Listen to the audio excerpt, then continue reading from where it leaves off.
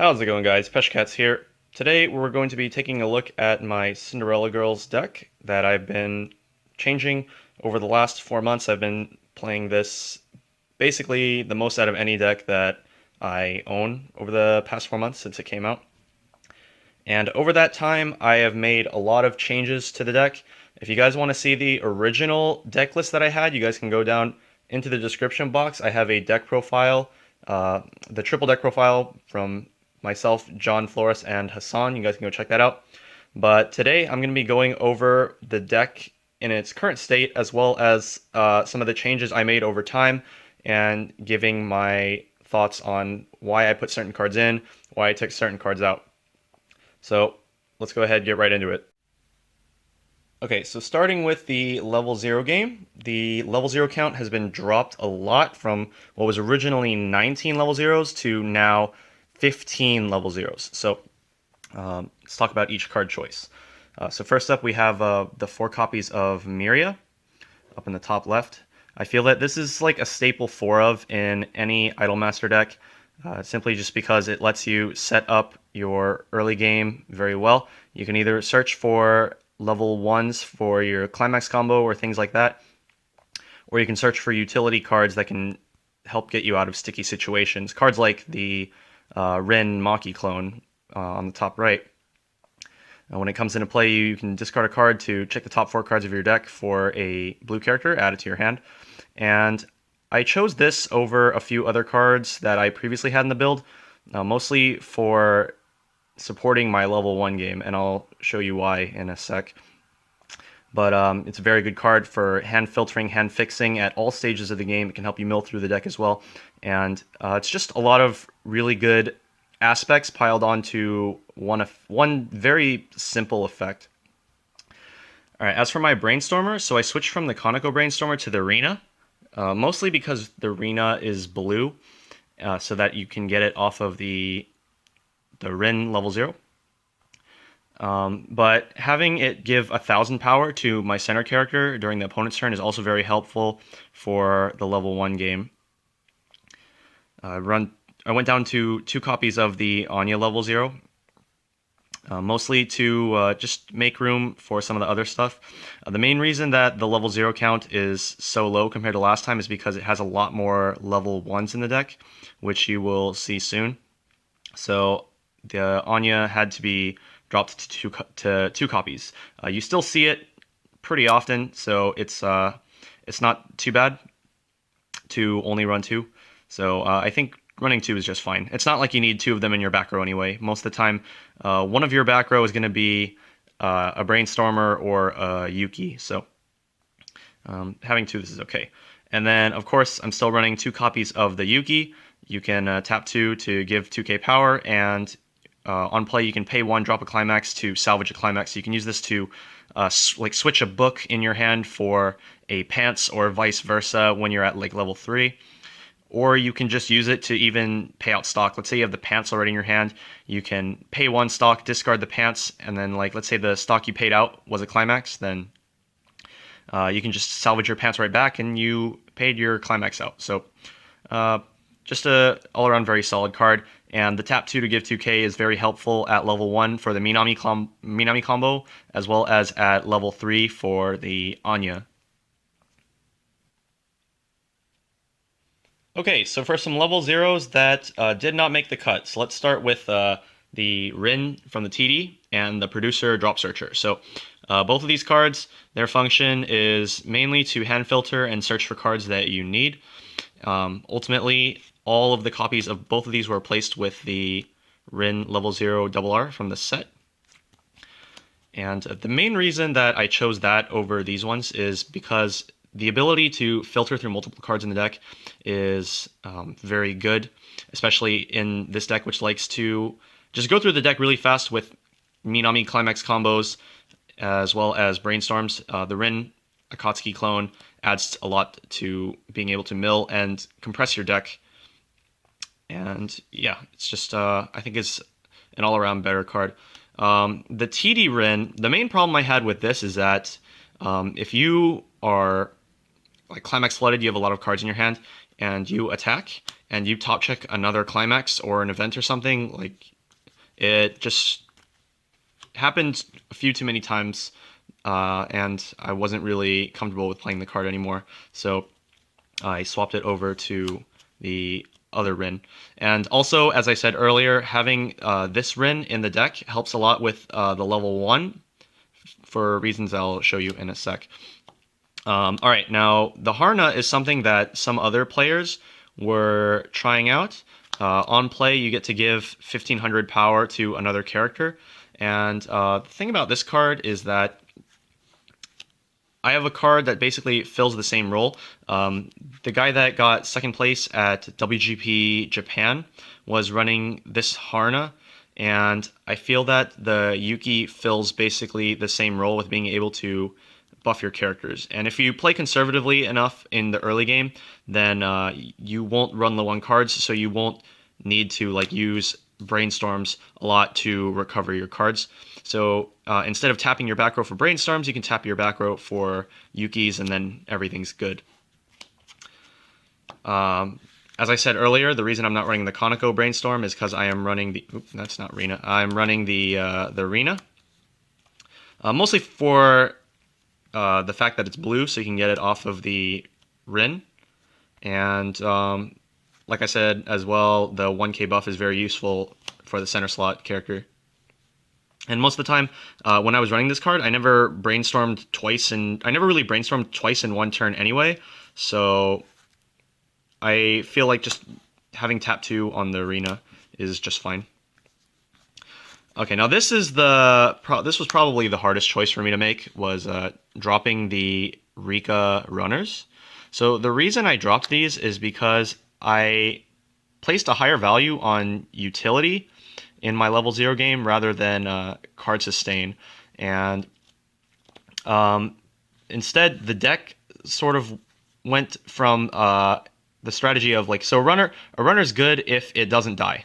So, because if it runs away from your opponent's characters, it doesn't die. The deck sort of changed styles from having the runner so that you don't lose card advantage at level 0 to having a different level 1 lineup so that you don't lose cards at level 1, and it effectively balances out that discrepancy. So all of the Rika runners went out in favor of the level 1 lineup. So let's get on to that right now.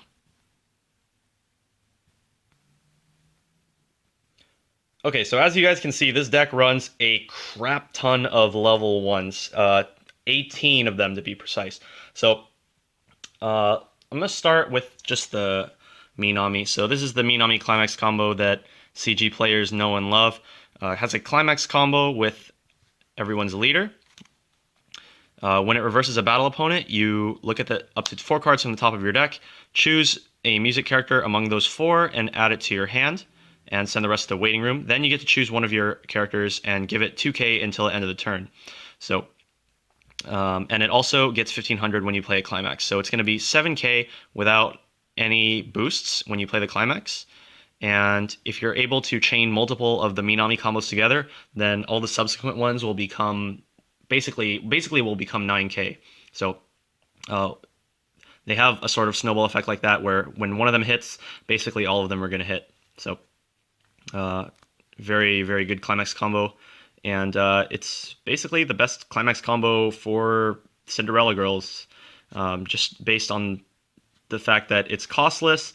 You grab it off of your Miria. It's also blue, so you can grab it off of this Rin level 0, and it's just a very, very good card. All right, now let's move on to the real good stuff. This was easily one of the MVPs of all of my games in yesterday's tournament. So let's talk about what these two cards do.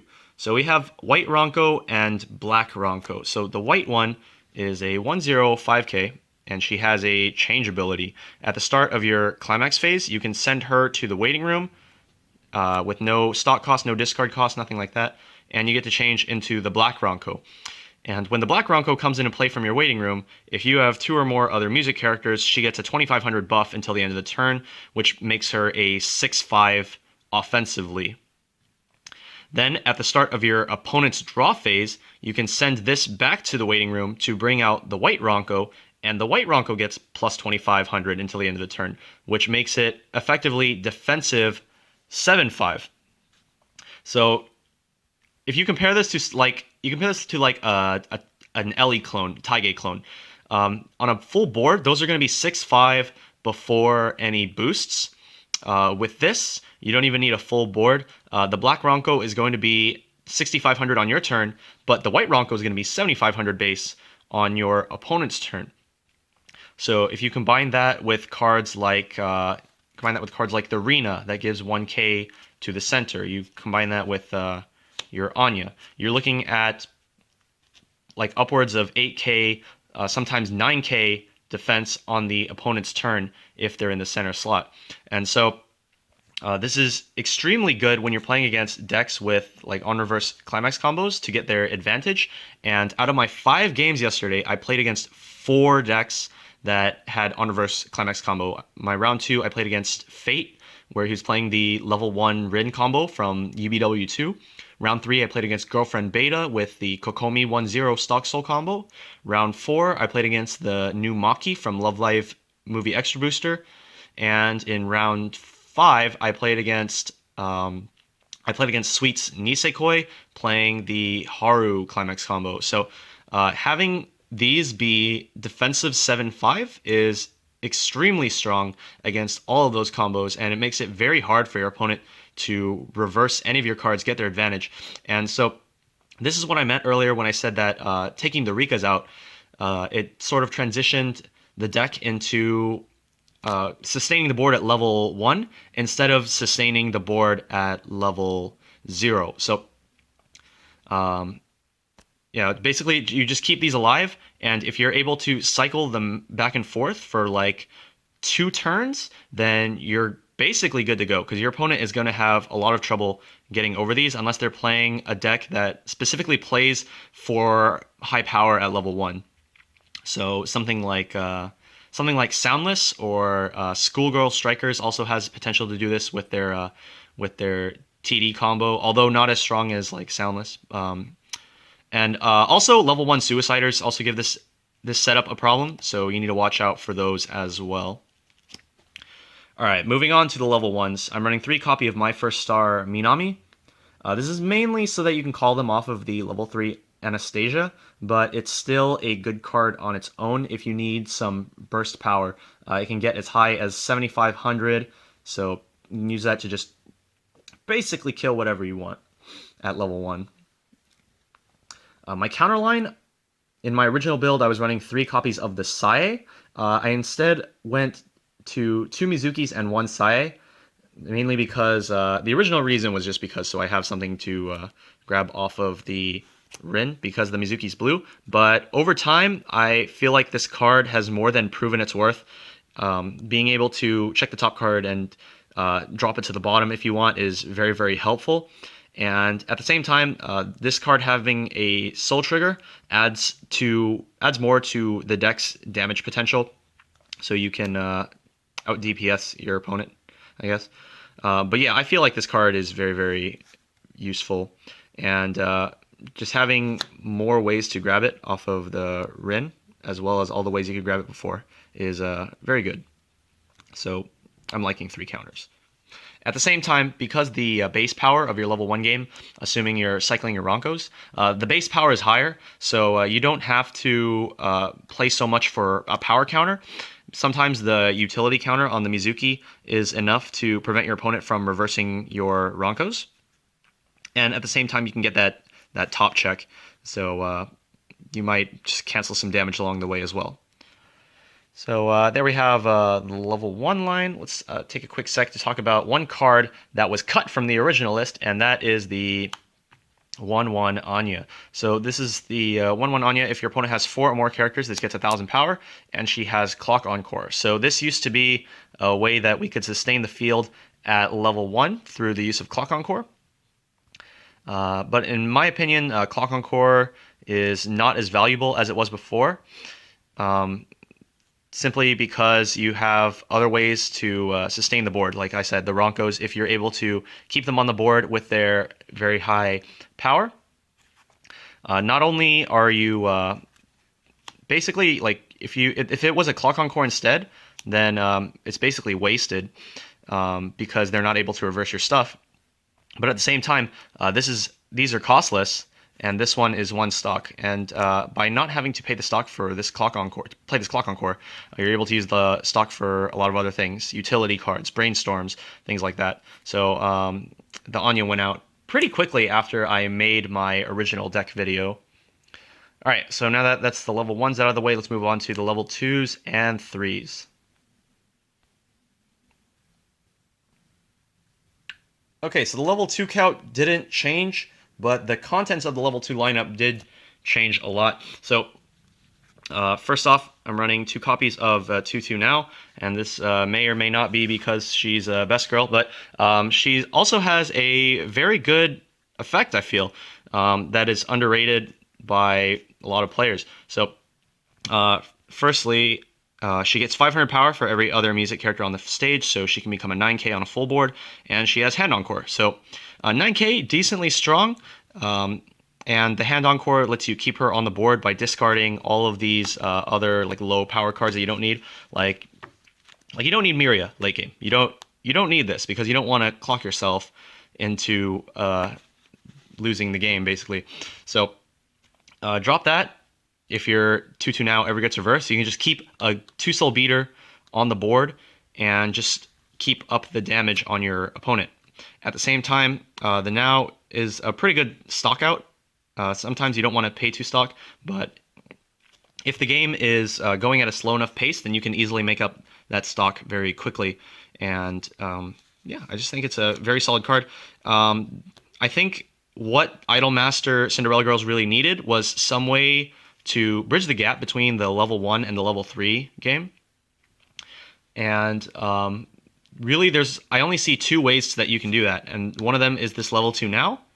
And the other one is the 3-2 Anzu. But I don't feel like I'm running enough red to justify running that Anzu. So 2-2 now, I feel, is the best way to go. And ever since I put this card in this deck, this card has proven its worth over and over again, and I really recommend using this card if you plan to play this sort of deck. Okay, and the other level 2, which did not change, is the 1 copy of Mayu anti-change counter. This card was the MVP yesterday, hands down, like 100%. This was MVP. Yesterday, in my games against Girlfriend Beta and against Nisekoi, I used this to kill their early drops. I used it to kill a 3-2 Saya in the Girlfriend matchup, and I used it to kill the 3-2 Kosaki in the Sweets matchup, the Nisekoi.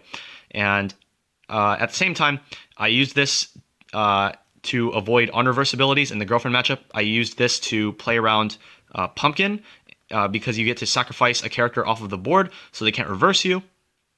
And in my Nisekoi matchup, I had it in my hand just in case he milled 3 sweets off of a Haru, but he missed it 3 times in a row, so yeah, that kind of sucked.